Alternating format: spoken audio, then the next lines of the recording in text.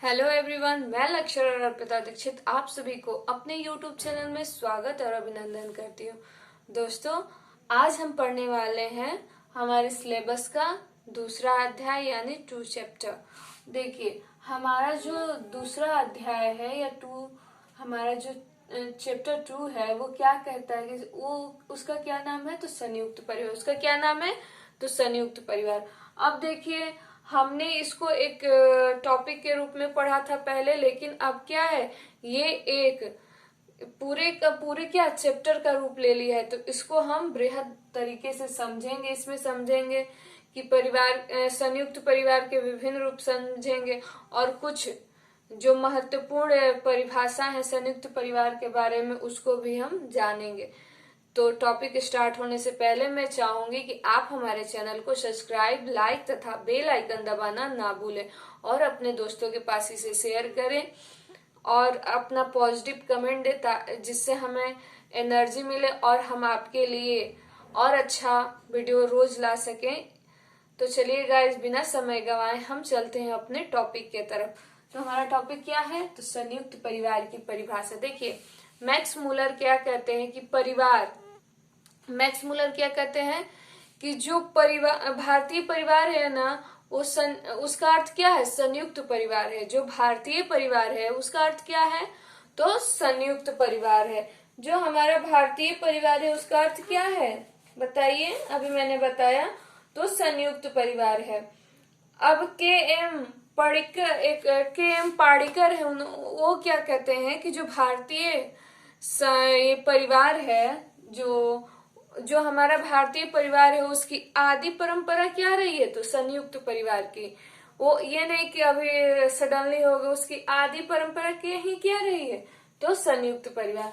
अब देखिए, इसमें हमारे इरावती कर्वे क्या कहती हैं कि भारतीय समाज के अध्ययन के लिए 3 बातों की जानकारी क्या है, आवश्यक है। वो कौन कौन सी है, तो पहले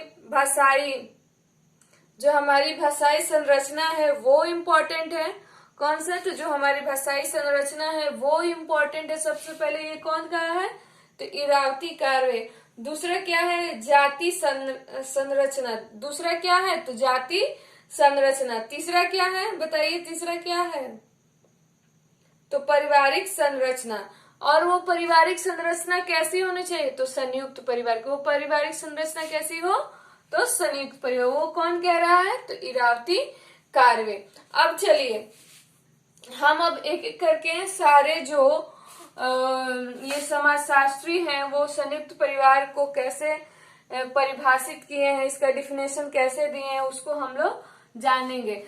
मैं इधर थोड़ा सा हट जा रही हूँ। मैं एक एक करके आप उनका नाम लिखिएगा, फिर क्या कीजिएगा कि जो परिभाषा है अगर हो सके तो मेरे साथ ही आप उसको नोट डाउन करते रहिए।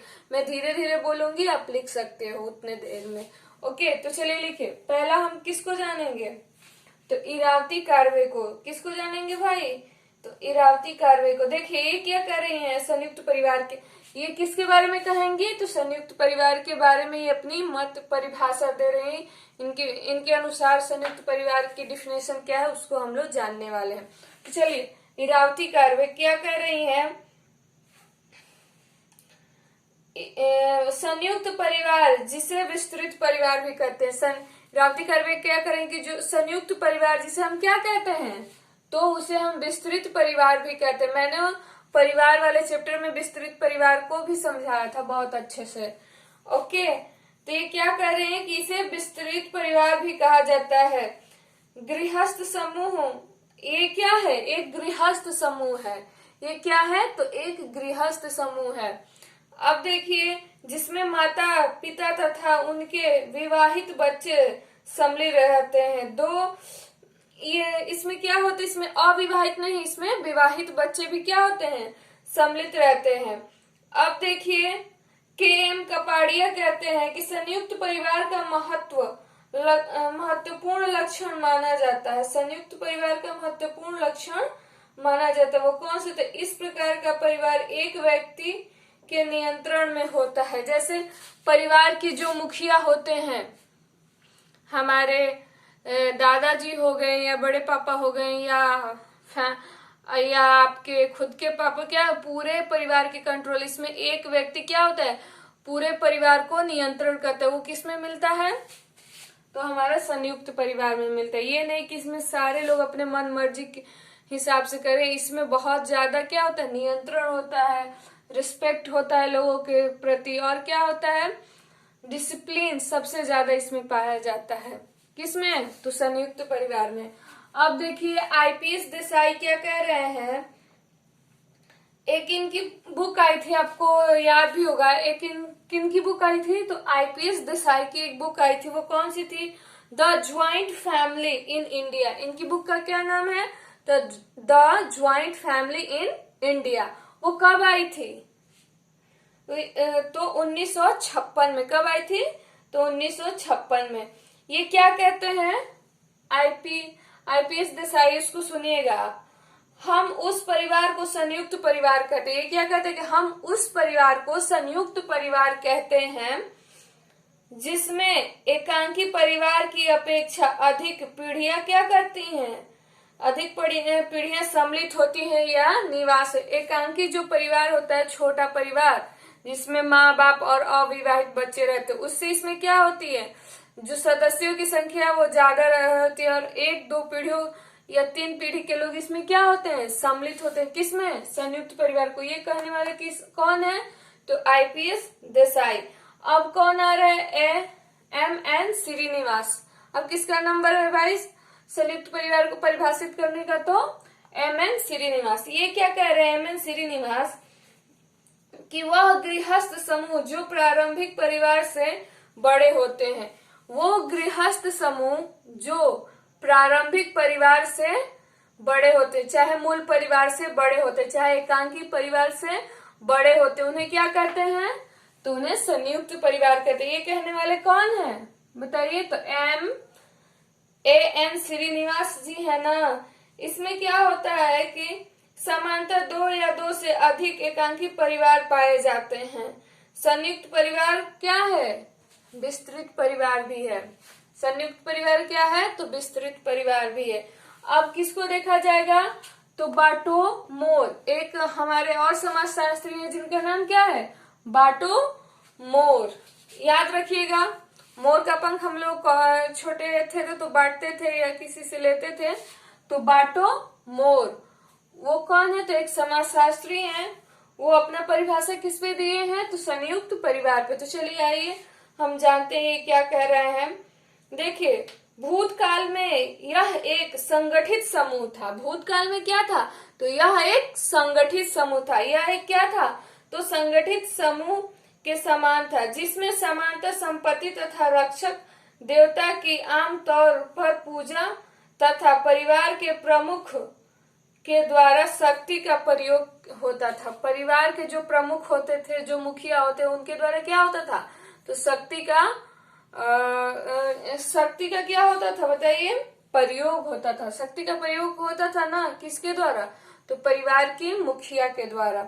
ओके, अब हमारा नेक्स्ट क्या है, एस.सी. दुबे। एस.सी. दुबे भाई क्या कह रहे हैं कि यदि अनेक मूल परिवार संयुक्त रूप में हो, यदि अनेक मूल परिवार में क्या आ जाते हैं, एकांकी परिवार को क्या कहा जाता है, तो मूल परिवार कहा जाता है। एकांकी परिवार को ही क्या कहा जाता है, तो मूल परिवार कहा जाता है। ओके, ये कौन कह रहे हैं, बताइए,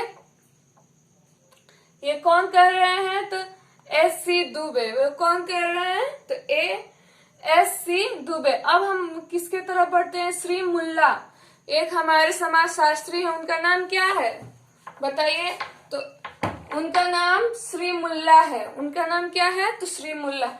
चलिए आइए देखते हैं कि वो क्या कह रहे हैं श्री मुल्ला। तो देखिए, ये कह रहे हैं कि एक संयुक्त परिवार का निर्माण उन सभी व्यक्तियों से होता है। एक संयुक्त परिवार का निर्माण उन सभी व्यक्तियों से होता है जो रक्त अथवा विवाह संबंध द्वारा एक दूसरे से क्या हो, संबंधित हो। जो रक्त या विवाह संबंध द्वारा क्या हो, तो एक दूसरे से संबंधित है। वो कौन कह रहे हैं, तो श्री मुल्ला। और आगे और कौन है, तो बी.आर. अग्रवाल। अब बी.आर. अग्रवाल संयुक्त परिवार के बारे में क्या कह रहे हैं, देखिए, संयुक्त परिवार के सदस्य परिवार और धर्म पूंजी के सामूहिक विनियोग, लाभ के सामूहिक क्या करते हैं, उपयोग आदि के लिए परिवार के सदस्यों की सत्ता के अधीन होते हैं। वो क्या होते हैं, परिवार की सत्ता के अधीन होते हैं। अब किसका बारी है, तो जॉली का बारी है। अब किसका बारी है, तो जॉली का बारी है। देखिए जॉली जी क्या कह रहे हैं, न केवल माता पिता संतान भाई तथा सौतेला भाई समान संपत्ति पर रहते हैं, बल्कि कभी कभी इनमें क्या होता है, कई पीढ़ी के लोग भी क्या होते हैं, सम्मिलित होते हैं। वो कहने वाले कौन है, तो हमारे जॉली जी हैं। अब मैक्स मूलर को तो आपने पढ़ा ही। मैक्स मूलर क्या कहते हैं कि संयुक्त परिवार को भारत की आदि परंपरा कहा जाता है। संयुक्त परिवार को क्या कहा जाता है, तो भारत की आदि परंपरा कहा जाता है। और भी इसमें कई सारे राइटर हैं।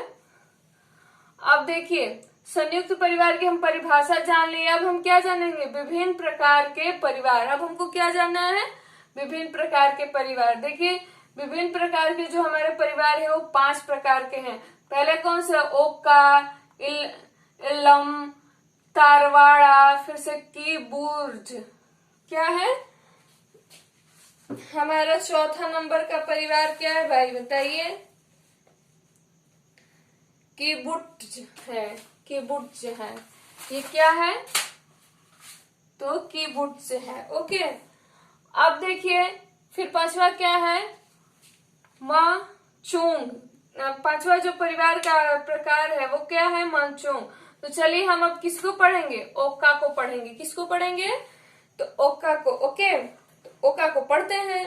देखिए, यह मैसूर के कुवर्ग क्षेत्र में पाया जाता है। ये कहाँ पाया जाता है, तो जो मैसूर है उसके कुवर्ग क्षेत्र में पाया जाता है। कौन सा परिवार, तो ओका परिवार। ओके, और देखिए ये किसमें पाया जाता है, तो कुर्ग, जो एक ओका जो परिवार का प्रकार है वो मैसूर के कुर्ग क्षेत्र में पाया जाता है। ये क्या होता है, पितृवंशीय संयुक्त परिवार होता है। ये कौन सा परिवार होता है, तो पितृवंशीय संयुक्त परिवार होता है, जिसे क्या कहते हैं, ओका। ये किसमें रहता है, तो कुर्ग जो एक क्षेत्र है उसमें ये पाया जाता है। ओके, अब देखिए ये कुर्ग लोग इसे क्या कहते हैं, जो कुर्ग लोग हैं उसे क्या कहते हैं, उसको क्या कहते हैं बताइए, तो नाड कहते हैं। इसको क्या कहते हैं, ओका को, तो नाड कहते हैं। ओके, अब नेक्स्ट हम देखेंगे, अब नेक्स्ट क्या है, तो इल्लम। नेक्स्ट क्या है, तो इल्लम। ओके, अब आइए इसको हम लोग देख लेते हैं। देखिए, दक्षिण भारत के नम्बूद्री ब्राह्मणों में पाए जाने वाला पितृवंशीय संयुक्त परिवार, ये भी क्या है बताइए, तो ये भी एक संयुक्त परिवार है। लेकिन किसमें, तो एक उत्तरी जो हमारे क्या है, जो हमारे दक्षिण भारत के जो हमारे दक्षिण भारत के क्या है, नम्बूद्री ब्राह्मण हैं, उनमें ये पाया जाता है। ठीक है, ये भी क्या है, तो संयुक्त परिवार है। वो कैसा, तो पितृवंशीय। इसकी विशिष्टता परिवार की संपत्ति के अविभाजनीयता से है। संपत्ति की संयुक्तता को बनाए रखने के लिए और इल्लम को चलाए रखने के लिए समानता परिवार का ज्येष्ठ लड़के ही अपनी जाति अर्थात नम्बूद्री लड़की से विवाह क्या करते हैं, विवाह संबंध स्थापित करते हैं। अगर ज्येष्ठ लड़के की कोई संतान न हो तो उससे जो छोटा भाई होता है वो अपनी ही जाति की लड़की से क्या करता है, विवाह करता है और उससे संतान उत्पन्न करता है। उसी को किस में आता है, तिल्ला में। अब देखिए तीसरा क्या है, तो तारवाड़ा। तीसरा क्या है, तो तारवाड़ा। अब देखिए तारवाड़ा में क्या होता है कि ये किसमें पाया जाता है, तो केरल के मालाबार तट पर निवास करने वाले नायर जनजाति में पाया जाता है। ये किसमें पाया जाता है, तो केरल के किसमें बताइए, किस तट पे, केरल के, तो मालाबार तट पर। और कौन सी जनजाति में पाया जाता है, तो नायर जनजाति में। किस जनजाति में, तो नायर जनजाति में। वो कौन सा परिवार है, तो तारवाड़ा। अब देखिए तारवाड़ा नायर जनजाति जनजाति में पाए जाते हैं। ये कैसा होता है? तो ये मातृवंशीय संयुक्त परिवार होता है। ये तीसरा नंबर वाला क्या होता है? तो मातृवंशीय संयुक्त परिवार होता है। ओके, अब देखिए ये तो हो गया कि मातृ संयुक्त परिवार। जब तरवाड़ा बहुत बड़ा हो जाता है तब इसे छोटी छोटी तरवाड़ा क्या करते हैं? छोटी छोटी जो तरवाड़ा इकाइयों में क्या करते हैं? विभाजित कर देते हैं। अब हमको किसको पढ़ना है बताइए? कीबुर्ड्स को। अब हमको किस परिवार को पढ़ना है? तो कीबुर्ड्स को। अब ये देखिए ये तो हो गया, ये दोनों क्या थे? तो पितृवंशीय थे। ये क्या है? तो मातृवंशीय है। अब इसको देखते हैं ये क्या है भाई। तो देखिए इजराइल का एक सामुदायिक परिवार है। अब ये कौन सा परिवार है? तो ये एक सामुदायिक परिवार है। कौन? कीबुर्ड्स। ये क्या है? तो इजराइल का एक संयुक्त परिवार है। विद्वान इसे परिवार मानने को लेकर क्या है? आपस में विभाजित है, मतलब एक मत नहीं है। ये कीबुर्ड्स क्या है? एक सामूहिक, एक सामुदायिक परिवार है। तो इसीलिए कुछ विद्वान इसको परिवार नहीं मानते हैं। आपस में उन लोगों का बहुत मतभेद है। अब क्या हमको पढ़ना है? तो मचुंग हमको पढ़ना है। ये भी क्या है? तो एक संयुक्त परिवार का प्रकार है। देखिए ये किसमें होता है? तो गारो, एक हम पढ़े थे गारो जनजाति है, उसमें ये पाया जाता है। कौन सा? तो मचुंग जो संयुक्त परिवार है गारो जनजाति में पाया जाता है। गारो जनजाति में विद्वान मातृवंशीय संयुक्त परिवार की प्रथा है। इसमें क्या होती है? जो उत्तराधिकारी होती है, इसकी छोटी, जो इस परिवार की छोटी लड़की होती है वही क्या होती है? तो इसमें उत्तराधिकारी होती है संपत्ति का। ये भी क्या है? तो मातृ सत्तात्मक है। और ये भी क्या है? तो मातृ सत्तात्मक है। और ये दोनों जो हैं वो क्या है? तो पितृ सत्तात्मक है। ये मातृ सत्तात्मक ये इजराइल में पाया जाता है। ये कैसा परिवार है? तो सामुदायिक जो परिवार है। लेकिन ये सामुदायिक परिवार तो है भैया, लेकिन इनको कुछ विद्वान ऐसे हैं जो इनको मानने से क्या करते हैं? इनकार करते हैं। तो आपने क्या समझा? परिवार की परिभाषा और विभिन्न प्रकार के जो संयुक्त परिवार हैं उसको आपने समझा। अगले दिन हम आपको पढ़ाने वाले हैं संयुक्त परिवार के प्रकार, बहुत जो अच्छे अच्छे राइटर हैं उनके अनुसार। तो अभी के लिए इतना ही। मैं यहीं इसी टॉपिक पे इस वीडियो को रोकने वाली हूँ और आप हमें दीजिए इजाजत। और जाने से पहले फिर कहूंगी कि आप हमारे चैनल को सब्सक्राइब, लाइक तथा बेल आइकन दबाना ना भूलें और अपने दोस्तों के साथ शेयर करें।